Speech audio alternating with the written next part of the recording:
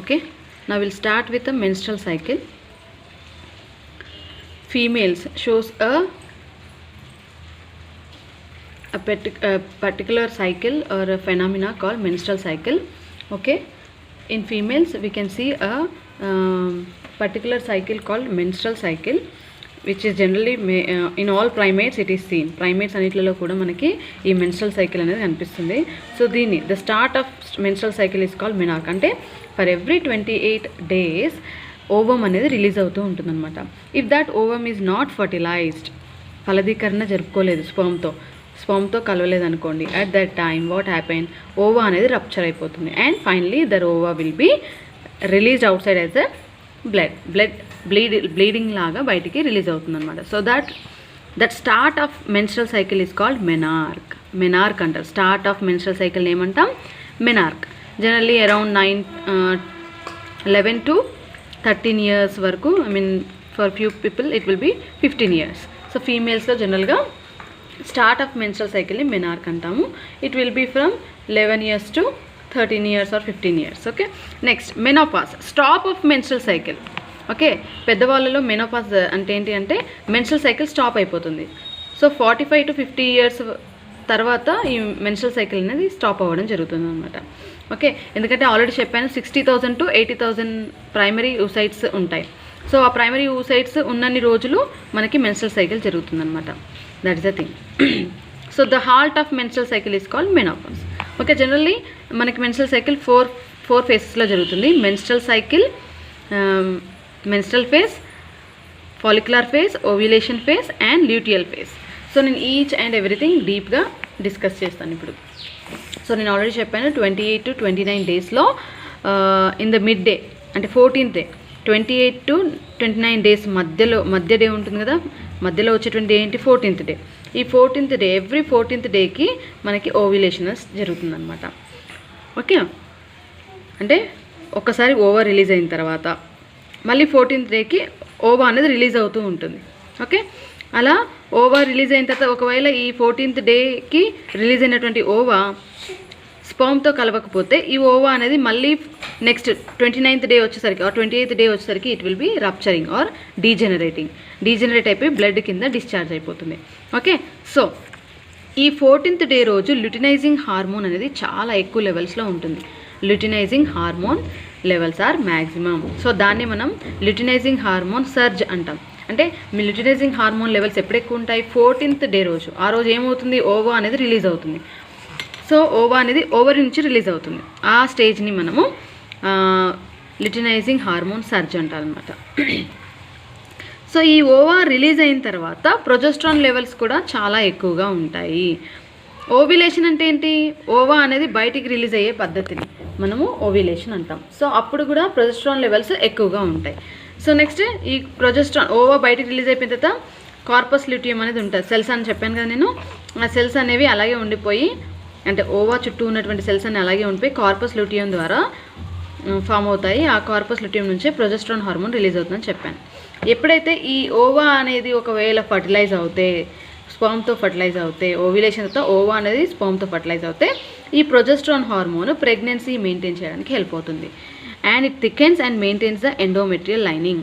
Already చెప్పాను యూటరస్లో మనకి 3 layers ఉంటాయి. Perimetrium, outer layer is called perimetrium, middle layer is called myometrium and inner layer is called as endometrium. So the inner layer of uterus is called endometrium. ఆ layer అనేది thick అయిపోతుంది అనమాట. Thick అవ్వడం వల్ల zygote అనేది చాలా it will attach to the uterus. Okay, ova and sperm కలిస్తే fertilise అవుతే ఏమవుతుంది? ఫలదీకరణ జరుపుకుంటే జైగోట్ ఫామ్ అవుతుంది, సంయుక్త బీజం ఏర్పడుతుంది. ఆ సంయుక్త బీజం అనేది ఇప్పుడు ఎంబ్రియో కింద డెవలప్ అవుతుంది అనమాట. ఓకే, డెవలప్మెంటల్ స్టేజ్ నుంచి నెక్స్ట్ క్లాస్లో డిస్కస్ చేద్దాము. Now I'm just saying about the menstrual cycle. Okay, next ఒకవేళ ఈ ఫర్టిలైజేషన్ జరగలేదు, ఓవా అనేది స్పర్మ్తో కలవలేదు, అప్పుడు ఈ ఎగ్ ఏమైపోతుంది? Degenerates and it will be released outside as a blood అనేది డిశ్చార్జ్ అయిపోతుంది, బ్లీడ్ అవుతుంది అనమాట. ఓకే, నెక్స్ట్ నా will see about the diagrammatic representation flow chart కింద చూద్దాము.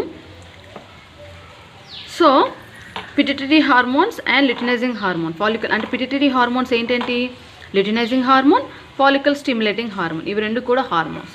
Just keep in your mind. Next ovarian events, ovarian hormones ఏమేమి ఉన్నాయి అవి ఎలా అంటే oestrogen, progesterone hormones. Next uterine events, యూటిరస్లో ఏం జరుగుతుంది అనేది.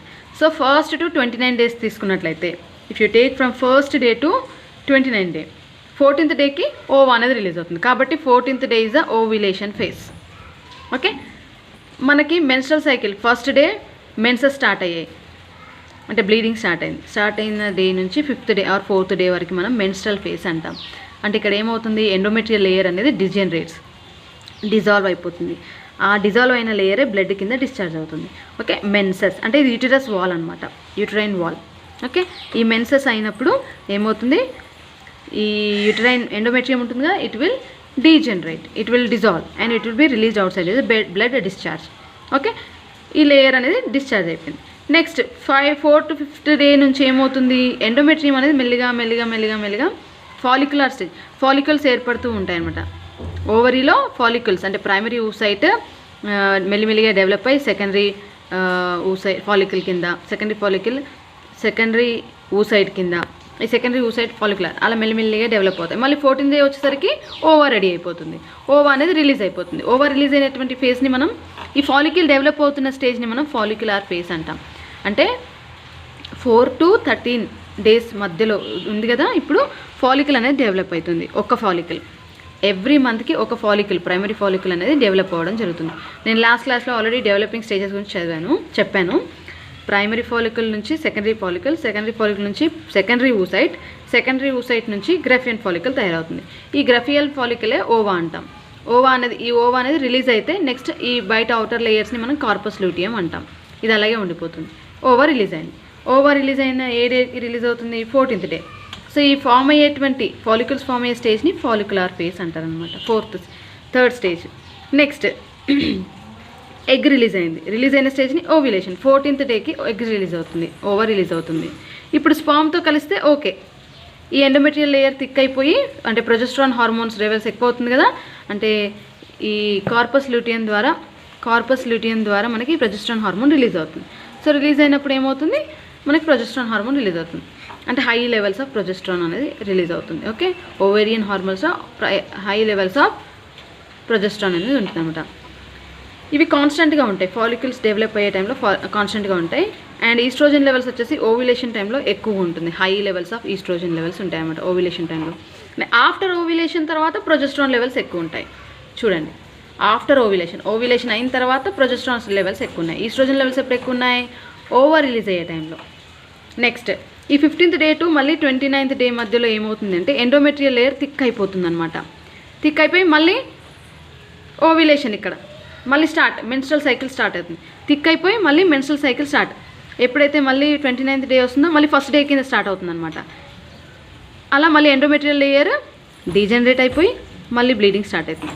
ఓకే, ఒకవేళ ఫర్టిలైజ్ అయ్యింది అనుకోండి, ఈ లేయర్ అనేది థిక్ అయిపోయి అలాగే థిక్ అవుతుంది. ప్రొజెస్ట్రాన్ హార్మోన్ లెవెల్స్ అనేవి అలాగే ఇంక్రీజ్ అవుతూ ఉంటాయి కాబట్టి మనకి ప్రెగ్నెన్సీ అనేది మెయింటైన్ అవుతుంది. కానీ ఒకవేళ ఓవా అనేది ఫర్టిలైజ్ అవ్వలేదు అనుకోండి, ప్రొజెస్ట్రాన్ లెవెల్స్ పడిపోతాయి కిందికి. Okay, it will decrease and finally what happens, progesterone levels కిందికి రాగానే అంటే తగ్గంగానే ఎండోమెట్రియల్ లేయర్ మళ్ళీ డిజాల్వ్ అయిపోయి మళ్ళీ మెన్సెస్ స్టార్ట్ అవుతాయి. ఓకే, సో అలా మనకి ఈ సైకిల్ అనేది రెగ్యులర్గా స్టార్ట్ అవుతుంది. 4 phases మనకి మెన్స్ట్రల్ సైకిల్ కంప్లీట్ అవుతుంది. First menstrual phase, follicular phase. Menses ఫేజ్లో బ్లీడింగ్ అనేది జరుగుతుంది. ఫాలిక్యులర్ ఫేజ్లో ఫాలికల్స్ డెవలప్ అవుతాయి. ఓవ్యులేషన్ ఫేజ్లో ఓవా రిలీజ్ అవుతుంది. ల్యూటియల్ ఫేజ్లో మనకి luteinising hormone, stimulating hormone levels ఎక్కువ అవుతాయి. సో దీన్ని ల్యూటియల్ ఫేజ్ అంటాం. మళ్ళీ ఈ ల్యూటియల్ ఫేజ్ అనేది అంటే ఈ హార్మోన్స్ మళ్ళీ లెవెల్స్ తగ్గిపోయినప్పుడు ఎండోమెట్రియల్ లేయర్ డీజనరేట్ అవుతుంది. ఫైనల్గా మెన్సెస్ మళ్ళీ స్టార్ట్ అవుతాయి. So this is about the menstrual cycle. For every 28 days 1 menstrual cycle occurs. Okay, gap. Next for 14th day ova is released and that phase is called as ovulation. Okay, అందుకే అంటారు. So to maintain pregnancy the ova will be released at 14th day. So if they are undergoing intercourse, sexual contact between the 5th to or 14th to 19th day or 25th day, then they will generally have a pregnancy. Okay, so this is about the menstrual cycle. Fine. Thank you.